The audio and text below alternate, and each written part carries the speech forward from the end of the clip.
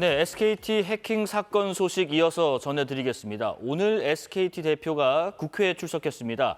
해킹 사고에 대한 집중 질의가 이어졌는데 최악의 해킹 사고라는 점에 동의한다. 사과하면서도 이 피해 지원에 다소 소극적인 답변을 내놓으면서 국회에 질타가 이어졌습니다.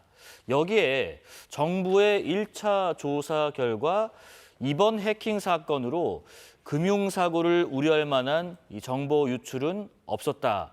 이렇게 발표했지만은 국민들은 여전히 좀 불안한 부분이 있습니다. 그렇다면 어떻게 국회에서 얘기를 나누고 또 피해 대책에 대해서는 어떤 발언인지 자세히 한번 전문가와 짚어보는 시간 가지겠습니다.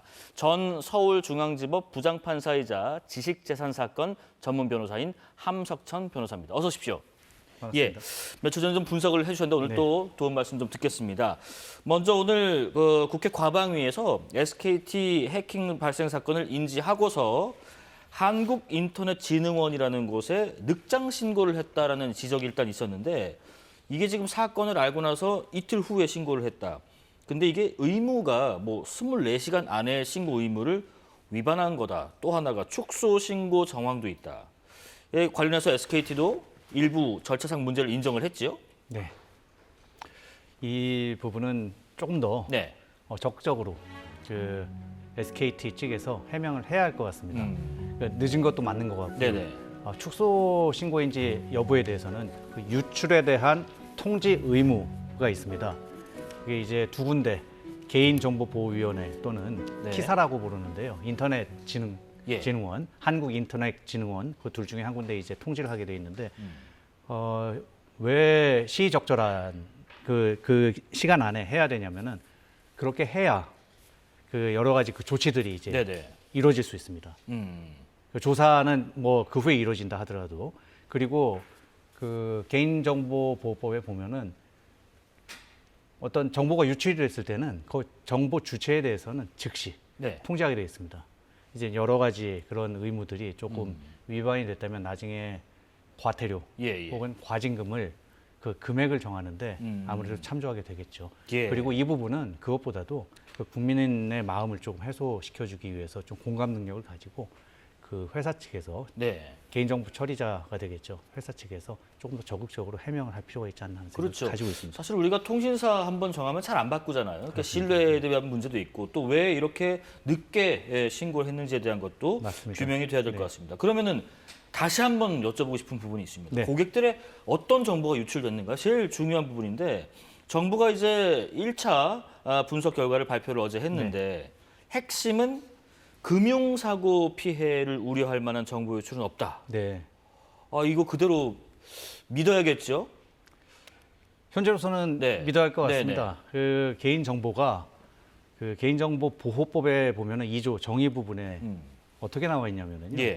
개인정보란 살아있는 개인에 관한 정보로서 성명, 주민등록번호, 영상 등을 통해서 이제 뭐 얼굴 같은 게 되겠죠. 그렇습니다. 등을 통해서 개인을 알아볼 수 있는 정보다. 이렇게 정의를 하고 있어요. 이제 회사나 아니면 조사단은 그 유심 안에 들어가 있는 정보는 전화번호와 그 데이터 그 요금제에 관한 그런 정보들. 그 외에 또 여러 가지 정보들이 있습니다만은 그 개인정보보호법에서 말하고 있는 그런 개인정보는 유출된 정황은 없다라고 하는 얘기를 하고 있는 겁니다. 근데 한 가지가요. 단말기 고유 식별 번호는 유출이 안 됐다라고 하는데 IMEI. 단말기 그 고유 식별 번호 이거는 왜 중요한 부분인 건가요? 지금 유심이 결국 어디에 꽂히게 되죠? 전화기 아니겠습니까? 전화기에 그 휴대폰 정보라고 하는 그 설정 부분에 들어가서 맨 밑에 있는데요. 거기 들어가 보시면은 IMEI라고 하는 그 항목이 있어요. 본 것 같습니다. 거기에 15개 숫자가 나오는데 그거를 얘기하는 거거든요. 이제 휴대폰 단말기에 관한 정보입니다. 이제 그거하고 유심하고 매칭이 됐을 때는 이게 그 안에서 어떤 정보들이 유출이 될 수 있다는 그런 가능성을 그런 공포심을 유발할 수 있다는 거죠. 그러면 어쨌든 정리하면은 뭐 심스와핑이라든지 복제폰을 통한 금융범죄는 사실상 불가능하다는 게 당국의 일단 1차적인 설명이고 그리고 이런 언급도 했어요. 개인정보위원회 최장혁 부위원장이 주민등록번호 유출 여부는 아직 조사 중이다. 그러니까 100% 확실하게 말하기는 어렵다라고 언급을 했는데 아마 조사를 더 해야 할 겁니다. 추가 사고 가능성은 배제할 수 없는 건가요?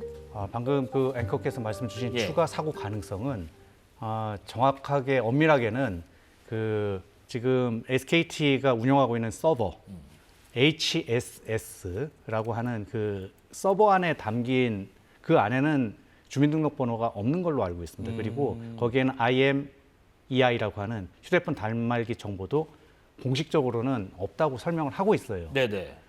그래서 근데 굉장히 지금 여기서 조금 공포심을 유발하는 내용 중에 하나는 이미 우리 이름, 주민등록번호, 주소, 성명 이런 것들은 이미 다 나갔다.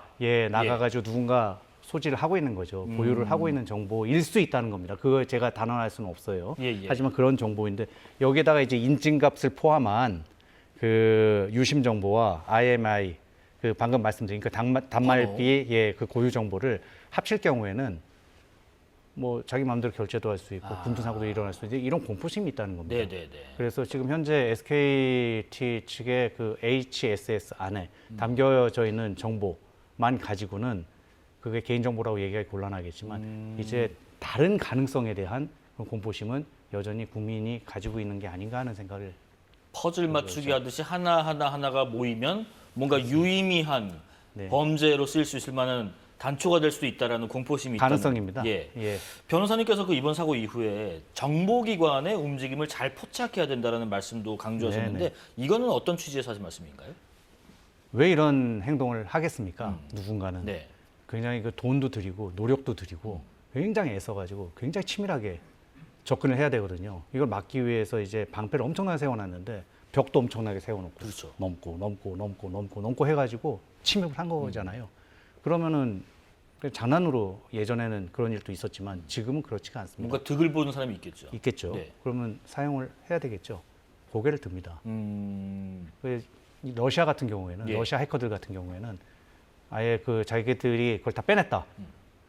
빼냈으니까 얘기를 해요. 그 회사에다가 이메일을 보냅니다. 네. 우리가 빼냈는데 어느 나라에 있는 어떤 그 로펌에 얘기를 해가지고 거기랑 협의를 해라. 그럼 우리가 이거 파기하고 당신들한테 돈을 받고 끝내겠다.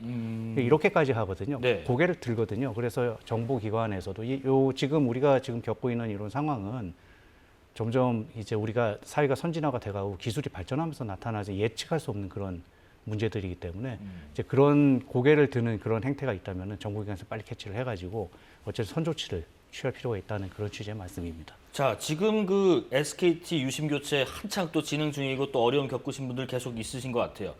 그런데 계속 유심 보호 서비스에 가입하는 것만으로도 피해 예방은 가능하다라고 업체 측에서는 설명을 하고 있는데 오늘 국회 과방위에서 SK 임원들이 유심을 교체를 했느냐 말았느냐 공방도 나올 정도였는데 다시 한번요.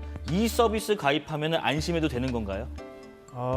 제가 말씀을 드렸다시피 용접을 해놓는 겁니다. 예. 그 휴대폰하고 유심하고 붙여버리는 거예요. 네네. 그래서 그거를 떼면은 서로 이제 작동이 안 되게 그렇기 때문에 개인 유심 그 보호 시스템이라고 하는 것이 그 전화기가 켜져 있을 때만 네. 유효한 겁니다. 꺼져 있는 상태에서는 휴대폰 단말기 정보와 떼가지고 이 정보를 서로 복제를 해가지고 또 다시 붙일 수 있는 가능성이 생기게 되는 거죠. 네네. 그래서 아마 그 회사에서도 통신사에서도 그 꺼져 있을 경우에는 위험할 수 있다 이런 설명을 하고 있는 것으로 알고 있습니다. 지금 뭐 삼성, 현대차, 한화 이런 대기업 그리고 국정원, 정보기관까지 이 법인폰에 대한 유심 교체를 권고를 하고 있는데 이 권고 고치는 뭐라고 우리가 해석해야 될까요? 네, 교체를 하시는 게 좋지 않을까 생각을 합니다. 네네네. 그리고 그 유심 보호 그 지금 시스템 네. 그 무료 가입 그 시스템이 지금 가동은 되고 있습니다만 방금 말씀드린 대로 여러 가지 좀 불편한 사항들이 있어요. 그 꺼지면 안 된다든지 네네. 계속 켜놔야 한다든지 아니면 로밍은 쓸 수 없다든지 뭐 조만간 그 로밍도 이제 해소를 해주겠다 이렇게 얘기를 하는데 그리고 휴대전화를 바꾸려면 물론 대리점에서 알아서 해주겠지만 또 그것도 해지를 하고 또 바꿔야 된다든지 이제 그런 상황들이 있기 그 때문에 서비스를 해주기 전까지는 지금 고객들은 불편을 겪을 수밖에 없을 테고 그렇습니다. 유심 보호 서비스만으로도 안전하고는 하지만 네. 유심 교체를 하려는 고객들은 계속 지금 줄을 잇고 있고 네. 뭐 근데 유심이 턱없이 부족한 상황에서 SKT는 6월 말까지, 그러니까 다음 달, 그 다음 달 말까지 추가로 500만 개를 확보하겠다. 근데 가입자 수는 약 2,500만 명. 그러다 보니까 우리가 여타 다른 통신사 KT, LG U+도 유심을 좀 꿔주기로 지원해주기로 했다는데 그런데도 부족하다고 합니다. 그러면 대안이 있을까요? 그냥 우리가 마냥 기다릴 수밖에 없는 건가요? 어떻게 해야 될까요? 아마 회사 측에서 조금 네. 더 노력하시고 그리고 회사뿐만 아니고 일단은 그 국민이 받는 피해를 생각을 한다면은 뭐 전체 관련된 단체가 됐든 정부가 됐든 같이 합심해서 움직이는 수밖에 없을 것 같습니다. 유심이란 게 그렇게 만들어지고 유통되고 또 입력되고 인식되고 하는 과정 자체가 소요되는 시간과 기술적인 능력이 좀 오래 걸리고 긴가요? 만드는 데는 사실은 탕탕탕 찍어내는 거니까. 네. 근데 그 개수가 지금 뭐 10,000개 단위, 뭐 1,000개 단위가 아니고 예, 100만 개 단위를 넘어가니까요. 그렇습니다. 그리고 그 전에는 이런 그 사태를 예상하지 못하고 공장이 이렇게 있으면은 추가로 공장을 갑자기 더 지을 수는 없는 거 아니겠습니까? 그렇죠. 그 생산 능력이라는 게 있는데 그 한계를 지금 초월하고 있는 거죠. 우리가 예상하지 못한 그런데도 불구하고 모든 분들에게 100% 책임지겠다라고 얘기를 SKT가 했습니다. 자, 유심 확보 지금 교체 어려움에 SK에서 다른 통신사로 이동하는 고객도 꽤 네네. 주변에 많습니다. 그런데 통신사 이동으로 위약금이라는 게 발생하죠. 이거를 본인이 부담해야 됩니다. 오늘 국회에서 관련 질의가 오갔습니다. 어떻게 하겠다는 건지 듣겠습니다. 회사의 귀책 사유로 인해 해지할 경우 계약을 해지할 경우 위약금을 납부하지 않아도 된다. 이거 맞죠? 예, 그러면 위약금을 면제하거나 경감하는 것을 검토한다는 이런 지적에 대해서 그냥 100% 받아들이는 거죠. 종합적으로 검토를 해서 다시 한번 확인을 드리도록 하겠습니다. 유심 보호 서비스 가입자에 대한 유심 불법 복제 피해 사례가 발생할 경우 책임진다 이렇게 돼 있어요. 이거 가입 안 하면 책임 안 진다는 얘기입니까? 그건 아닙니다. 이거 가입 안 해도 피해 발생하면 보상하실 거죠? 예, 지금 이제 종합적으로 검토하겠다라고 답변을 했어요. 그러다 보니까 뭐 유심 갈아 끼우는데 비용만 한 7,000원 정도 드니까 그 곱하기 2,500만 하면 수천억. 여기 위약금 하면은 한 10만 원 정도 단위 드니까 그것도 곱하기 얼마면 얼마. 이 답변에 대해서 좀 너무 소극적인 거 아니냐. 우리가 이거를 갈아타고 싶어서 갈아타는 거냐 하는 의견도 많잖아요. 네. 이게 조금 어려운 문제가 있습니다. 예, 예. 지금 그 휴대폰 판매자 그리고 통신사 네. 그리고 이용자 그 지금 우리 고객들 소비자들은 요 셋이서 약정을 하게 돼 있어요. 이게 사실은 아주 조금 꽤 시간이 지난 비즈니스 모델입니다. 그래서 서로가 서로에게 금융을 이용하고 이렇게 통신 그 할인 약정을 해가지고 서로가 서로에게 이득이 되는 그런 비즈니스 모델로 등장을 해서 미국에서부터 쭉 퍼져나간 예. 그런 제도인데 통신사 입장에서는 이 할인 약정 제도로 그 수익을 많이 올리고 있고 사실은 그 지금 생태 기반입니다. 굉장히 그게 조금 곤란한 지금 입장일 거예요. 입장일 텐데 그 과방위에서도 그 위약금을 사실 뭐 포기를 해라 네네. 이런 식의 얘기를 했잖아요. 그거는 좀 협의가 필요할 것 같습니다. 그리고 다만 한 가지는 네. 제가 일반 법리로만 그 지금 뭐 공정위를 비롯해 가지고 그 계약을 다루는 여러 부서에서 좀 협의를 해야 되겠지만 제가 그냥 일반 법리로 말씀드리면은 통신이라고 하는 것은 끊기지 않고 예. 1년 365일, 일주일, 24시간, 뭐 1분이라도 1초라도 끊기지 않고 계속 이어질 것을 기대하고 가입을 하죠. 그렇다면은 그 통신사 입장에서는 그 지속성을 유지를 해줄 의무를 부담을 하고 있는 겁니다. 그렇습니다. 그게 이제 이행의 제공 그리고 이행을 한다는 의미인데요, 계약상. 예. 이제 그런 의무에 좀 구멍이 난 건 사실인 것 같습니다. 지금 뭐 정부에서 사고 조사 중이긴 하지요. 2023년에 개정된 개인정보보호법 여기를 보면은 과징금이 뭐 최대 5천억 원이 넘을 수도 있다 전망도 나오는데 이 정도 규모 실제 가능한 수치인가요? 예, 현재는 뭐 가능합니다. 네. 그 법 개정 전에는 위반 행위와 관련한 그 매출액의 예. 3%였는데 전체 매출액의 3%로 법이 개정이 됐어요. 네네네. 대체로 보면 한 17조 9천억 원 정도의 매출을 올리는 것으로 17조금 약 예. 18조 원의 3%. 네, 네. 예. 그래서 3%인데 곱해 보니까 한 5천억이 좀 넘는 것 같긴 합니다. 그래서 그 말이 아마 요걸 근거로 해서 나온 그 액수인 것 같고요. 네. 다만 이제 과징금을 어느 정도 범위에서 이제 계속 조사를 해봐야 되겠죠.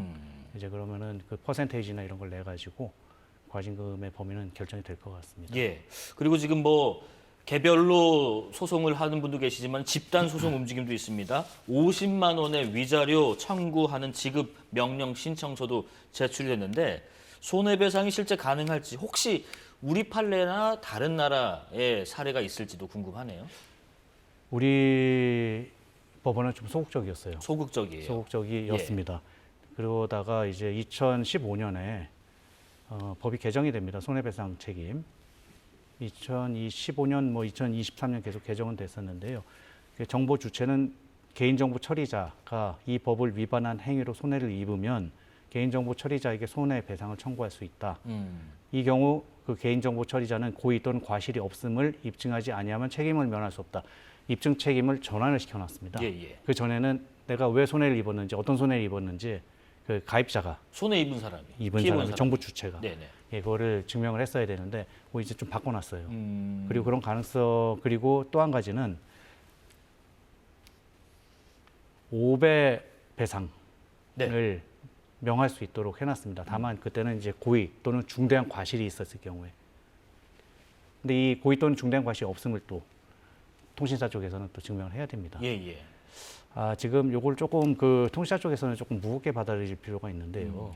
그 정신상 고통이라고 돼 있습니다. 법률상 용어로는. 예. 그 정신적 고통, 그걸 위자료라고 하는데 지금 그 50만 원도 아마 위자료를 내가 그렇게 내 정보가 빠져나가서 물론 개인 정보냐 아니냐에 대한 그 질문부터 풀어나가야 되겠습니다만 만약에 개인 정보 내지는 다른 어떤 법 위반 사항이 나타났을 때는 이 규정의 적용도 조금 피해가기는 어려울 수 있거든요. 그렇게 된다면은 지금 그 손해 액수가 조금은 달라질 수는 있고요. 네. 미국 같은 경우는 우리하고는 다르게 조금 적극적으로 그 손해배상을 인정을 법원에서 인정한 건 아니에요. 어떤 식으로 이제 인정이 되냐면은 2022년에 T-모바일 사건이 있었습니다. 정확하게 사고는 2021년에 벌어졌는데요. 그게 지금 브루트 포스 어택이라고 하는 쉽게 말하면 계속 그냥 그 패스워드나 이런 걸 갖다가 파기 위해서 계속 들이대는 겁니다. 이거 넣고 저거 넣고 이거 넣고 저거 넣고 해가지고 결국은 성공을 해가지고 타고 들어갔어요. 네네. 그래서 싹 빼갔거든요. 이때 그 FCC에서 예. 일단은 클래스 액션이라고 그래서 집단 소송이 이제 미국식 집단 소송이 일단은 시작이 됐습니다. 그런 경우에 보통 판결까지 가지는 않습니다.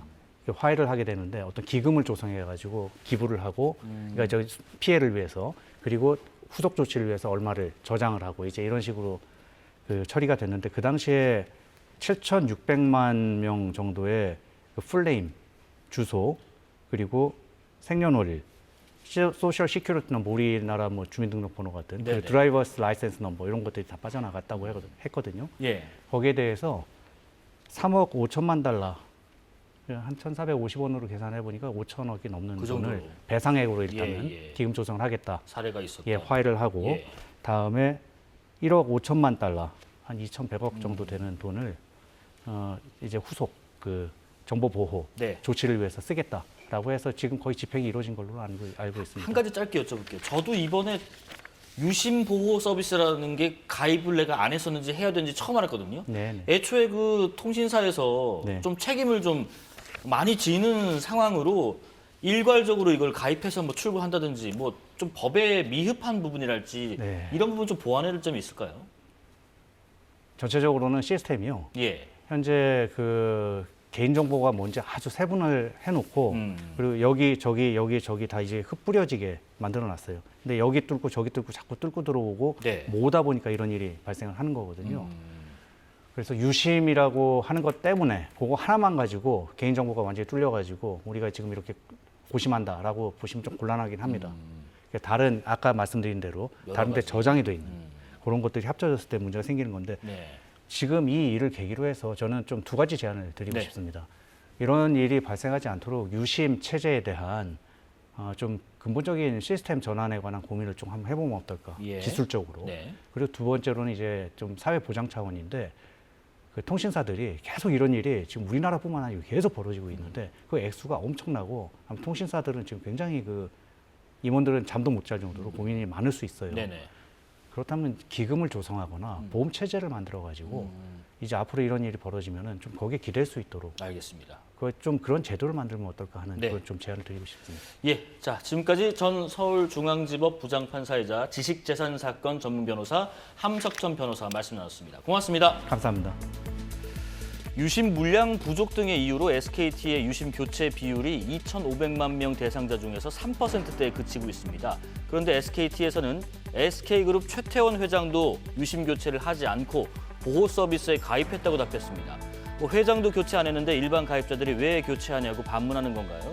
불편과 우려가 커지는 상황에서 업계 1등 기업의 답변이 맞는지 의아합니다. 4월 30일 사사건건 여기까지입니다. 시청해주신 여러분 고맙습니다.